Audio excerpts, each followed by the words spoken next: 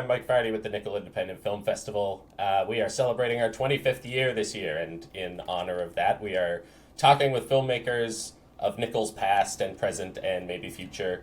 And today I'm talking with Devin Shears, who is the director of Cherub, which is a feature film that is going to be showing on opening night, 6:30 on Wednesday, June 16th. Thanks for chatting with us, Devin. No problem. Monday. What did I say? Wednesday? What? Monday. It's my brain stops working after 5 p.m. I get it. I get it. I'm with you.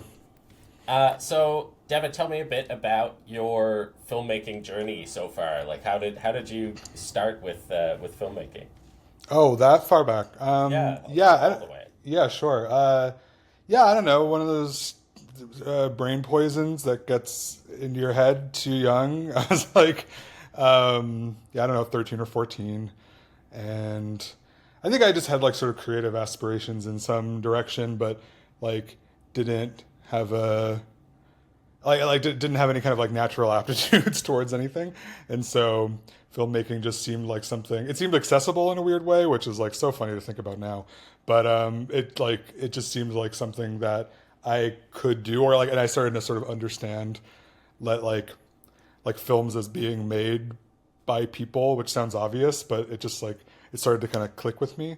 And then I just got really into film. Like became a very sort of like avid watcher, cinephile, whatever you want to call it.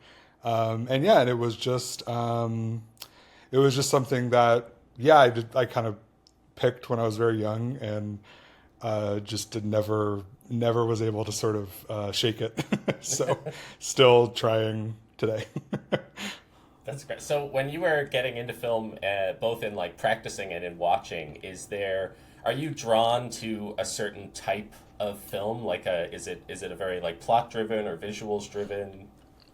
I think, I think that that's changed a lot over the years. I think these days, it's maybe something, I'm definitely, I'm very interested in sort of any kind of like novel formal approach to filmmaking.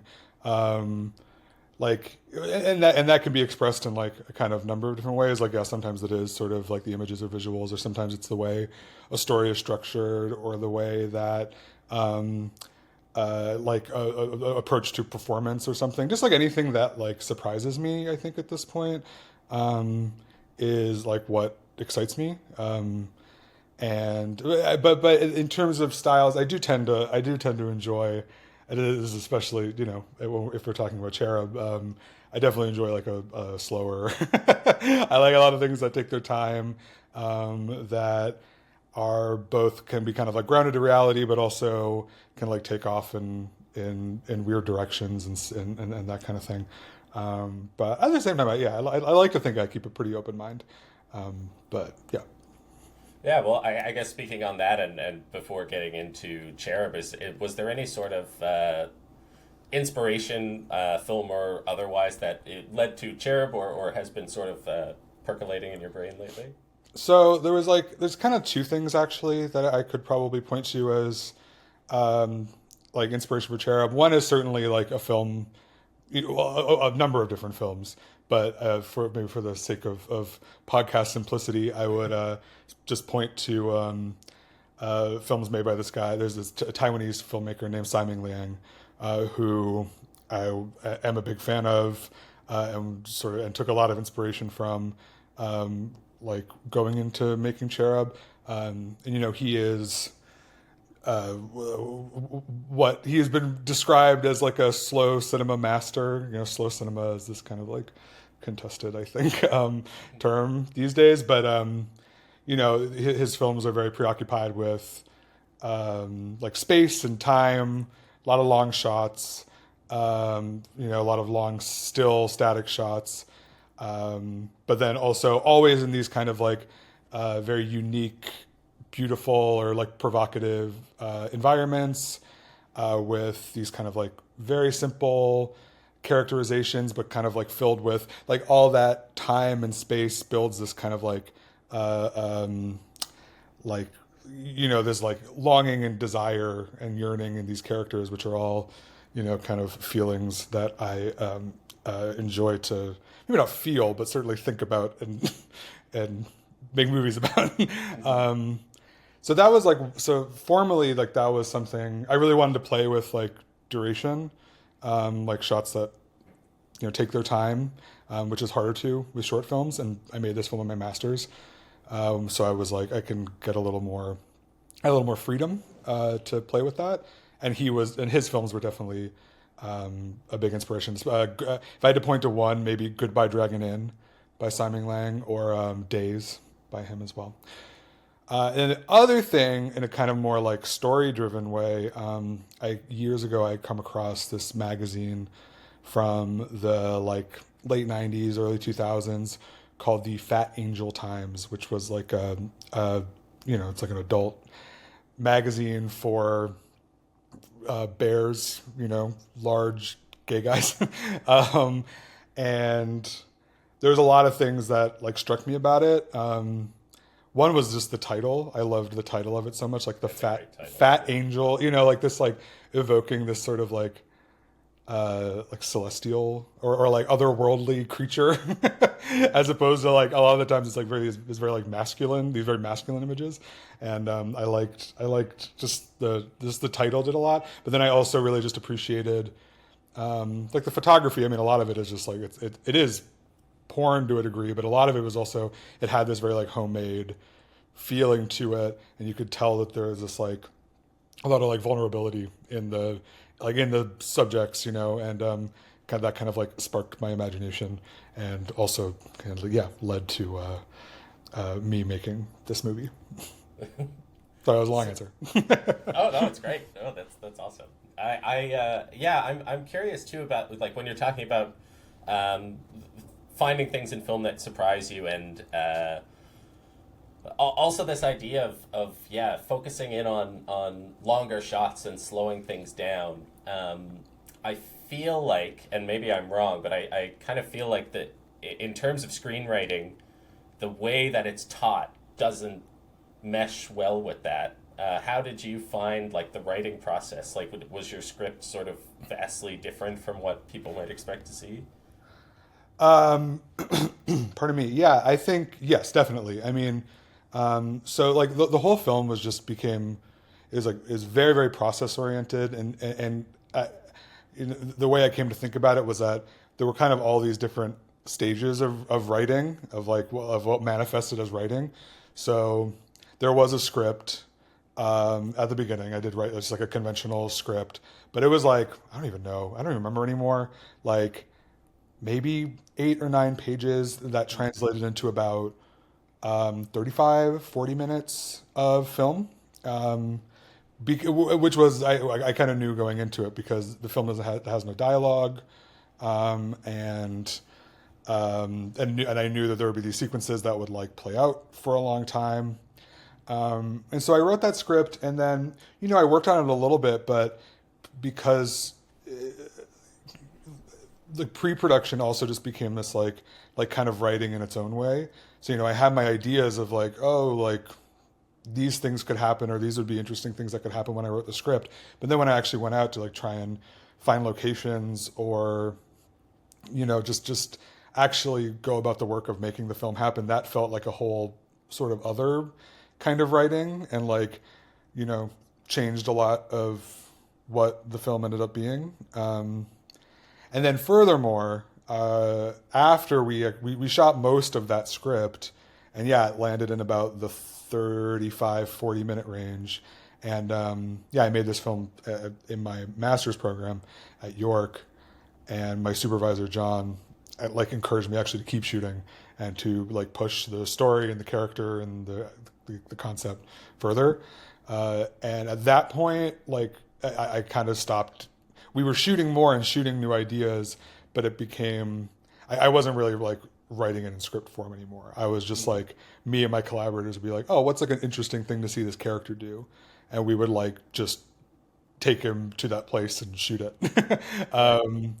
So yeah, I think, because yeah, your question was just like about whether or not like conventional screenwriting can kind of like allow for that. I mean, I think it can, but I think sometimes maybe just filmmakers forget about like actually getting out there into the real world and just like there's other forms, there's other ways to develop a story and develop a film, and that was like this was a great learning process for that for me. Yeah. So, yeah, where did those when you were encouraged to sort of go back and shoot, was that uh, did it end up being a continuation on what you had already shot, or were these more scenes you were slotting in throughout?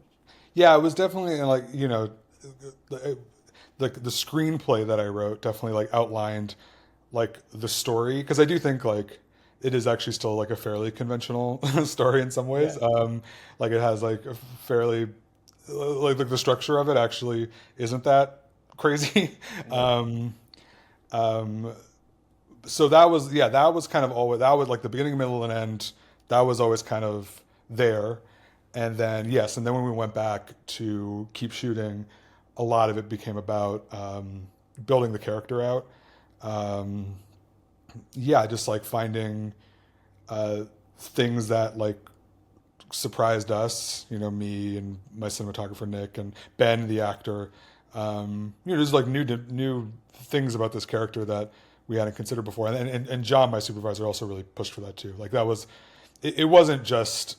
I don't think he just encouraged me to push it to, into this kind of feature realm because, like I don't think it was like a cynical like it's better like people will program it if if it's 75 minutes instead of 40. Like he had all these questions about this character that he really pushed us to answer by just continuing to shoot and continuing to like discover things. Yeah, I think the yeah, I agree. I think that it is like it's not a completely unconventional story or anything like that. I'm mostly wondering about that process of I love that process of going out and just doing it and finding stuff. You're working with a pretty small team, so Yeah. did that give you a lot more like freedom? Yeah, I think it allowed us to sort of get into places that might normally have been challenging. Like, yeah, like I said earlier, like location, just looking for locations and location scouting and thinking about places we would have access to really, informed a lot of actually like the early ideas for the film. But yeah, like for example, we did. There's a scene pretty early on where he goes to like an adult video store, like a porn shop. We shot in a real open porn store with like customers coming in. And yeah, and like a big part of the reason we could do that was because I could go and say, hey, it's just going to be like four of us or something. Like on that day. And yeah, there were some days where it got, we would have like, I'd have people come out and be background and stuff like that. But a lot of the time it was just like the core, you know, like four or five of us shooting. And yeah, it does allow you to kind of, uh, it allows you to kind of get into these spaces. And it also, in our case anyways, allowed us to be like very efficient so that we could also shoot, we like this, we only shot this in like 10 days. Right. So like, there's some stuff we had to be like very, like really nimble and on our feet with. So yeah, definitely small crew is a big part of that. So yeah, all done in 10 days, and that includes sort of the extra shooting that you did as well. Yes, that was 10 days over the course of about a year. About a year, yeah. Yeah. Wow. And there's one morning I don't count and I should. So it was really like 10 and a half days, but I always say 10. Yeah, rounded, yeah. Yeah. Well, so the with a film focused so much around this single character and not having what was sort of the driving decision to go without dialogue in the film? I've been asked it a couple times and I almost forget now. Like I think maybe probably the main thing was that like the film I had made before this, which was a short called Grown in Darkness, had a lot of talking in it. And I think maybe it was just a bit of a reaction to that. It was like, all right, let's do one with none now. And there was like there were parts of that film too that had like kind of these long stretches of silence or like a character alone. And I think a lot of my films have been about just like the experience of being alone or loneliness or alienation or whatever kind of words you want to use in there.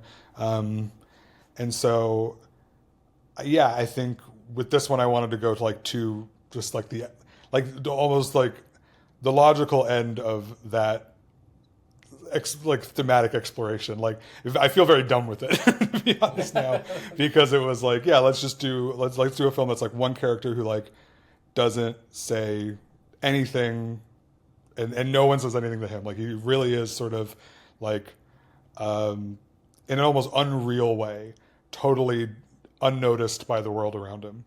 That was just like an interesting challenge to me, and sort of maybe like also just like, you know, whatever, spoke to some of the personal things I was looking to explore with the film.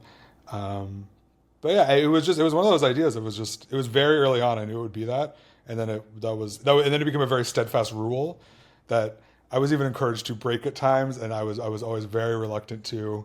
And then there's some rule breaking as the film goes on, but yeah, it was just a rule I gave myself. It's really interesting, and I scary, I think, like a scary sort of thing to take on as someone who, yeah. I will say it was great because Ben, my actor, is not a professional actor.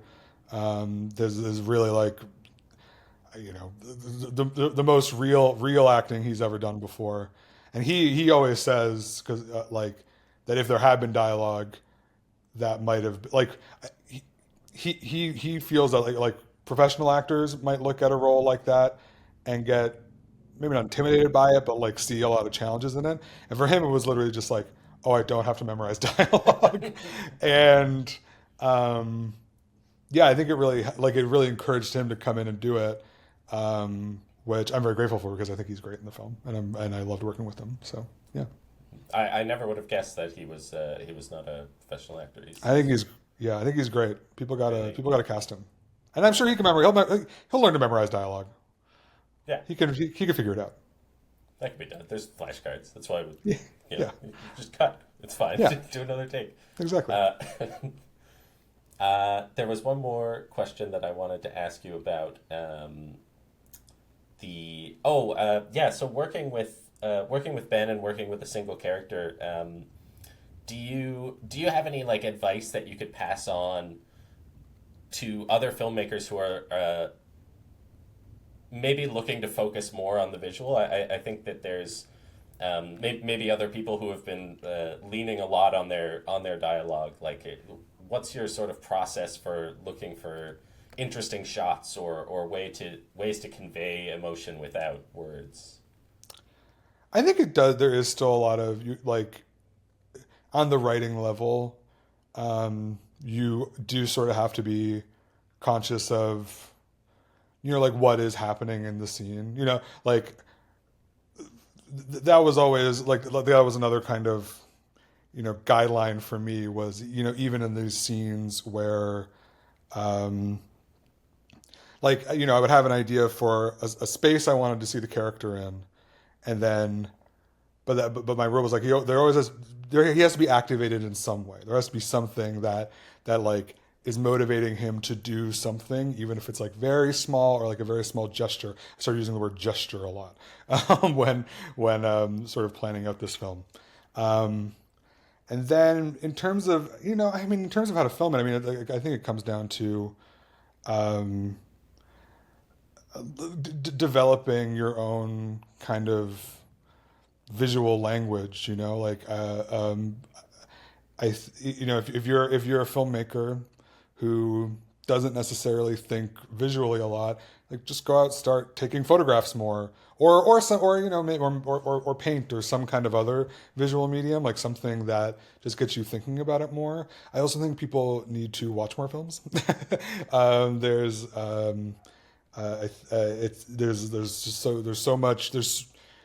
such a like rich, diverse, like plethora of cinematic languages out there, that I think some get very easily overlooked. So I do think that that is you don't want to you don't want it to be a crutch, like to be like too uh, overwhelmed by influence or whatever. But I think it's just it's good practice to just try and watch as many different kinds of films as you can. Well, that's great advice. Thank you for and thanks for having this chat. For anybody who's watching, if you want to come check out Cherub, it is on Monday, June 16th, the opening night of the Nickel Independent Film Festival. Thanks so much, Devin, for coming and talking with us. Always a pleasure. Thank you so much, Mike. And we'll see you at the festival, and we'll have another chat after the film. Looking forward to it. All right.